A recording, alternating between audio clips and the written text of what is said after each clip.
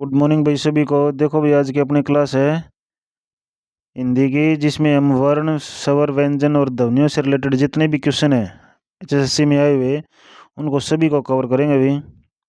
तो time waste न करते हुए शुरू करते हैं। फर्स्ट क्वेश्चन, बड़बड़ाना, खटखटाना और भन बनाना शब्दों में क्रिया के कौन से प्रकार के धातु का प्रयोग किया गया है?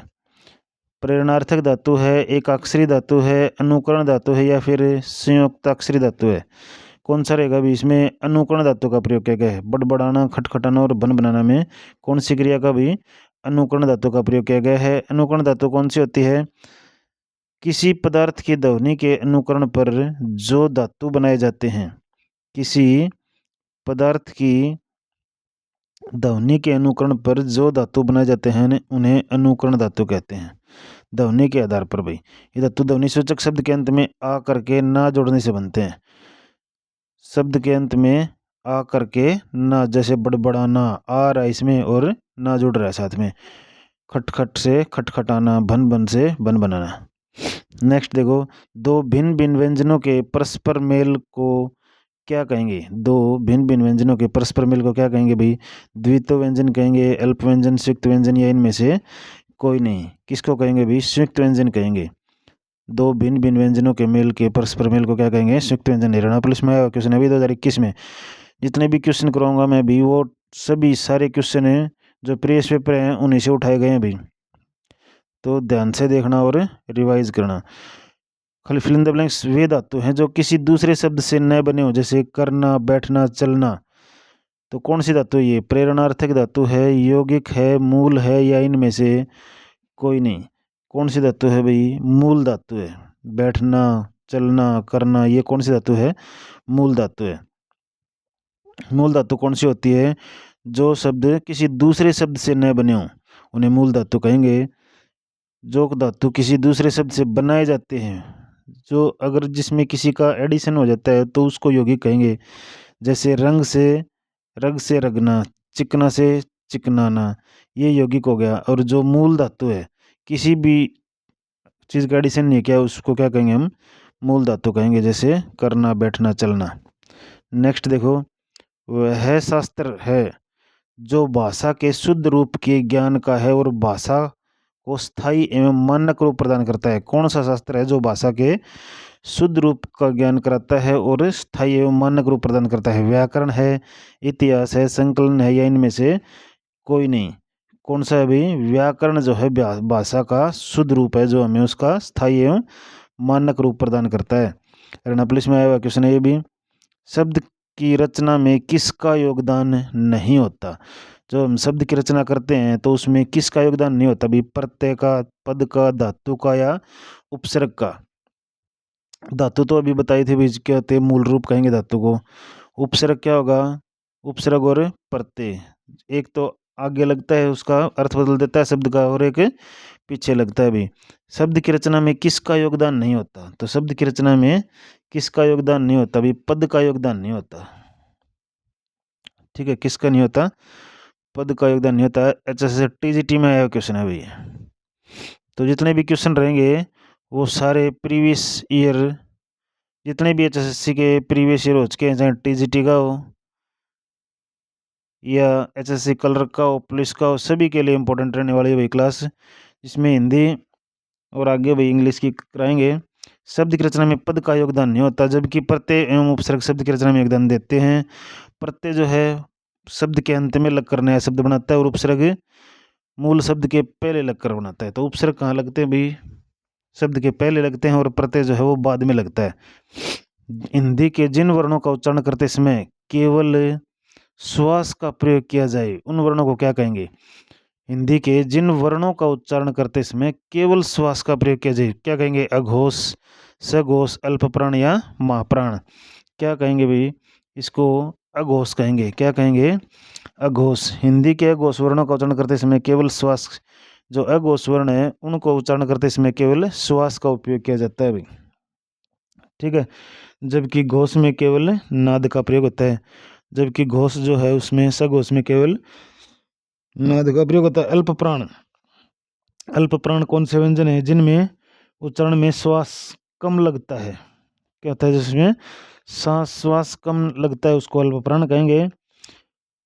कम मात्रा में निकले और जिनमें हकार जैसी ध्वनि न हो। महाप्राण वे व्यंजन जिसमें श्वास जो है वो अधिक मात्रा में निकलता है। ठीक है, केवल श्वास का प्रयोग अघोष में होगा भाई। नेक्स्ट देखो, टीजीटी हिंदी में आया किसने, ये भी हिंदी वर्णमाला में अंग और अंगा को क्या कहेंगे भाई, अयोगवाह कहेंगे। क्या कहेंगे, अंग और अंगा को अयोगवाह। अयोगवाह कितने होते हैं, 2 होते हैं भाई। और अयोगवाह न तो अनुस्वार है और न विसर्ग है। हिंदी वर्णमाला में अंग और अंग अयोगवाह हैं, अनुस्वार और विसर्ग न तो स्वर है और न ही व्यंजन है। अयोगवाह का अर्थ है योग न होने पर भी जो साथ रहे। योग नहीं है लेकिन फिर भी जो साथ रहे। स्वर उन वर्णों को कहते हैं जिनका उच्चारण बिना किसी अवरोध के, स्वर जो बिना किसी सहायता के बोले जाएं। व्यंजन स्वरों की सहायता से बोले जाएंगे। निम्नलिखित में से कौन से वर्ण का उच्चारण स्थान तालु से नहीं है। नहीं है पूछा है तो भाई जो क्वेश्चन नहीं है पूछा उसको नहीं पे गोला लगा लिया करो पहले ही, ताकि हमें याद रहे इसमें नहीं पूछा है। तो तालु नहीं है। ई, द, से, ये, ई। इसका देखो भाई, ई दंत है या तालु है, 8th का द दंत वाला है भाई। तो द का उच्चारण स्थान तालु नहीं होगा, द का उच्चारण स्थान दंते होता है। तो द का उच्चारण स्थान कौन सा होगा भाई, दंते होगा। तो द नहीं है इसमें। ठीक है, नेक्स्ट देखो, अच्छा सिकल रख में क्वेश्चन है भाई, चैवरक का उच्चारण स्थान भी तालवे है। निम्नलिखित में से कौन से वर्ण का उच्चारण स्थान मूर्धा नहीं है। तो कचट तप वाली लाइन याद रखना भाई, कचट तप, कचट तप, मूर्धा दंते ओष्ठ, कचट तप मूर्धा दंते ओष्ठ, इस टाइप से। तो उच्चारण स्थान मूर्धा नहीं है। ट, थ, ड, री किसका नहीं है भाई, मूर्धा ये पूछा है। तो थ का उच्चारण स्थान जो है वो मूर्धा नहीं है, जबकि ट, ड और री का उच्चारण स्थान जो है वो मूर्धा है। नेक्स्ट देखो, सारे इंपॉर्टेंट क्वेश्चन है भाई, हर एक क्वेश्चन किसी न किसी एग्जाम में आया हुआ है। ये देखो, ये कल रक में आया हुआ क्वेश्चन है, विसर्ग का उच्चारण स्थान किसकी भांति होता है। विसर्ग का उच्चारण स्थान जो है वो किसकी भांति होता है भाई, से या है। तो विसर्ग का उच्चारण स्थान जो है वो है की भांति होता है। किसकी भांति होता है की भांति होता है। ये जो से है इसका उच्चारण स्थान जो है वो तालव्य होगा, और ये वाला जो से है इसका उच्चारण स्थान कौन सा होगा भाई, मूर्धन्य।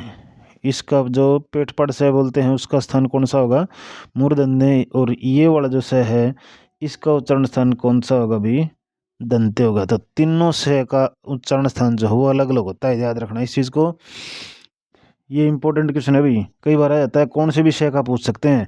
ये जो 21 वाला शय है इसका उच्चारण स्थान होता है तालवे, पेट पड़ से बोलते हैं इसको, इसका उच्चारण स्थान होता है मूर्धन्य। और ये वाला जो से है इसका उच्चारण स्थान होता है दंते। और है का उच्चारण स्थान कौन सा होता है का उच्चारण स्थान जो है विसर्ग की भांति होता है। ठीक है, नेक्स्ट देखो, भाषा की सबसे छोटी इकाई क्या है। बिल्कुल आसान क्वेश्चन है भाई, वर्ण है, शब्द है, वाक्य है या पद है। भाषा की सबसे छोटी इकाई जो है वर्ण है, सभी को पता है भाई। भाषा की सबसे छोटी इकाई वर्ण है, जबकि उच्चारण की दृष्टि से सबसे लघुत्तम, उच्चारण की दृष्टि से सबसे लघुत्तम इकाई ध्वनि है, वैसे जो है वर्ण है। साथ ही सार्थकता की दृष्टि से देखा जाए तो भाषा की सबसे छोटी इकाई शब्द है, सार्थकता के हिसाब से। व्याकरण योग्यता प्राप्त लघुत्तम इकाई है पद। हिंदी में प्रत्येक वर्ग के अंतिम वर्ण का उच्चारण स्थान क्या है। हिंदी में प्रत्येक वर्ग के अंतिम वर्ण का उच्चारण स्थान, जब मैं क्वेश्चन के आंसर बोलूं भाई उससे पहले आप लोगों के क्वेश्चन के कमेंट आने चाहिए, ताकि ये पता लगे कि आप लोगों के 50 क्वेश्चनों में से कितने क्वेश्चन ठीक हो रहे हैं। हिंदी में प्रत्येक वर्ग के अंतिम वर्ण का उच्चारण स्थान क्या होगा, दंत होगा, तालु होगा, नासिका होगा या कंठ होगा। तो क्या होगा भाई इसमें, प्रत्येक वर्ग के अंतिम वर्ण का, नासिका से होता है भाई अंतिम वर्ण का। अड़े ये वाली लाइन, कौन सी लाइन, ये वाली लाइन भाई, अड़े ये अड़े ने में, अंतिम लाइन कैसे क्या क्या क्या गड़े लास्ट वाला, चे चे जाइए तैसे दे देने पे पे में ये। स्वरों का जो रूप, स्वरों का जो रूप व्यंजनों के साथ जोड़ा जाता है उसे क्या कहेंगे। स्वरों का जो रूप व्यंजनों के साथ जोड़ा जाता है उसे मात्रा, उच्चारण, सन, वर्णमाला या फिर आगत वर्ण। क्या कहेंगे भाई, जो व्यंजनों के साथ जोड़ा जाता है स्वरों का स्वरूप, उसको हम क्या कहेंगे, मात्रा कहेंगे भाई। क्या कहेंगे, मात्रा कहेंगे। च वर्ग का उच्चारण स्थान कचट तप कंठ तालु, तो किससे आ गया भाई, याद रखना है, कंठ तालु मूर्धा दंते ओष्ठ। कचट तप से कंठ तालु मूर्धा दंते ओष्ठ, ये कचट तप याद रखना इस चीज को। जैसे कै च टे ते और पे, तो कैसे कंठ मूर्ध, कंठ कैसे कंठ कंठ, फिर दूसरा तालु, फिर तीसरा कंठ तालु मूर्धा दंते, फिर ओष्ठ। इस लाइन को याद रखना, इससे किसी का भी पूछे तो आराम से हो जाएगा। तो कंठ तालु, तो च का क्या हो जाएगा अभी, तालु हो जाएगा। नेक्स्ट देखो, नंदनवन शब्द। नंदनवन शब्द में मात्राएं हैं, कितनी मात्राएं भाई नंदनवन शब्द में। नंदनवन शब्द, इसको अलग अलग छांट के लिखेंगे हम, तो इसकी मात्राएं पता चलेंगी भाई कितनी है। ठीक है, तो इसमें 6 मात्राएं हैं। जैसे न प्लस नंद आधा न, फिर न प्लस ए प्लस न प्लस द, ये जो मात्राएं हैं ये टोटल 6 मात्राएं हैं भाई। ठीक है, कितनी है टोटल, 6 मात्राएं हैं। नेक्स्ट देखो,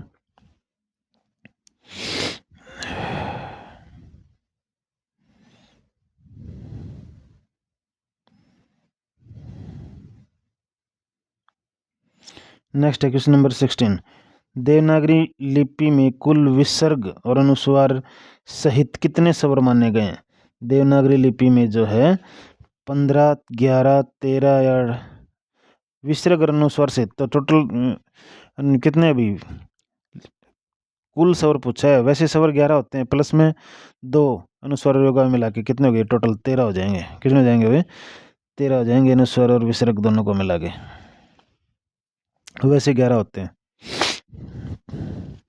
ध्वनि का उच्चारण है के समान होता है। ध्वनि का उच्चारण जो है के समान होता है तथा इसे स्वर से परे 2 बिंदियों के रूप में लगाया जाता है। स्वर है 2 बिंदियों के रूप में, विसर्ग को लगाया जाता है भाई, सभी को पता है, बिल्कुल इजी क्वेश्चन है। नेक्स्ट देखो, जिन स्वरों के उच्चारण में दीर्घ स्वरों से भी अधिक समय लगता है उनको क्या कहेंगे भाई, प्लुत स्वर कहेंगे। ह्रस्व स्वर में कम समय लगता है, दीर्घ स्वर में ह्रस्व से दुगुना समय लगता है, और प्लुत स्वर में से सबसे ज़्यादा समय लगता है, जैसे ओम है। ठीक है, क्या है, ओम, ये प्लुत स्वर का उदाहरण हो गया भाई। नेक्स्ट देखो, हिंदी वर्णमाला में कुल कितने स्वर हैं, कुल स्वर पूछे तो 13 होते हैं भाई, वैसे 11 होते हैं। ठीक है, हिंदी वर्णमाला में कुल 11 स्वर हैं। कितने स्वर हैं, 11 स्वर कुल टोटल मिला के। अगर अयोग हुआ और अनुस्वार साथ में हो ना तब 13 करने हैं, वैसे 11 स्वर। कितने हर्षव स्वर कितने होते हैं, 4, ए ई उ री, छोटे वाले जितने भी छोटी मात्राएं वो हर्षव स्वर में रहेंगी 4 वर्ण, और दीर्घ स्वर में बच गए 7। कौन से, आ बड़ी ई बड़ा उ ए ऐ ओ औ, ये क्या होंगे, दीर्घ स्वर में आते हैं भाई। तो टोटल कितने होंगे, 11। अगर ये पूछे अनुस्वार और विसर्ग को मिलाकर कितने हैं तो 13 रहेंगे। अगर वैसे पूछ ले कुल स्वर कितने हैं तो 11 रहेंगे भाई, ध्यान रखना। ऑप्शन में 11 और 13 दोनों मिलेंगे, लेकिन हमने किसके हिसाब से करना है। अगर ये पूछता है कि अनुस्वार और विसर्ग को मिला के कुल स्वर कितने हैं तभी 13 पे टिक लगाना है, नहीं तो 11 रखना भाई, ध्यान रखना इस बात को। उच्चारित शब्द को लिखने में प्रयुक्त लिपि चिन्हों के व्यवस्थित रूप को क्या कहेंगे भी, स्वरग विसर्ग वर्तनी या इनमें से कोई नहीं, क्या कहेंगे, वर्तनी कहेंगे। उच्चारित शब्द को लिखने में प्रयुक्त लिपि चिन्हों के व्यवस्थित रूप को क्या कहेंगे, हमें वर्तनी कहेंगे भाई। नेक्स्ट देखो, ये थे भैया आपके आज आप लोगों के आज के क्वेश्चन वर्ण स्वर और व्यंजन से रिलेटेड। आशा करते हैं वीडियो आपको अच्छी लगी होगी। कल लिंग वचन पे अपना चैप्टर पूरा करेंगे अभी नेक्स्ट वाला। ओके, थैंक यू, धन्यवाद।